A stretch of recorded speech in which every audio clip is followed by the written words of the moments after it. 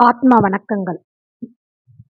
தன்னை அறிந்து இன்பமுற ஒப்பற்ற ஒரே வழி பிரம்மம் தன்னில் அமிழ்ந்துள்ளதான் தான் உணரப்படாததும் காணப்படாததுமான ஒரு பொருள் இருக்கிறது என்று பிரம்மம் என்ற வார்த்தையை நாம் ஏற்றுக்கொள்ளதான் வேண்டியிருக்கிறது.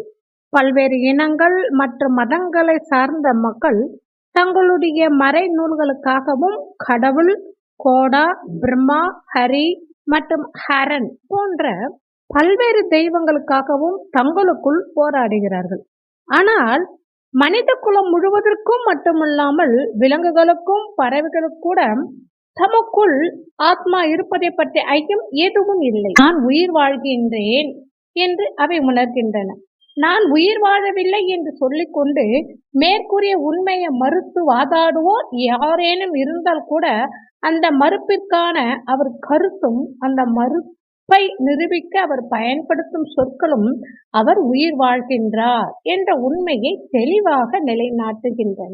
இவ்வுலகில் வாழும் உயிரினங்கள் அனைத்திற்கும் பொதுவானதும் சந்தேகத்திற்கும் இடமில்லாதுமான ஒரு உண்மை இருந்தால் அது அவற்றுள் எல்லாம் இயல்பாக அமைந்துள்ள நான் உயிர் வாழ்கிறேன் என்னும் கருத்தே ஆகும்.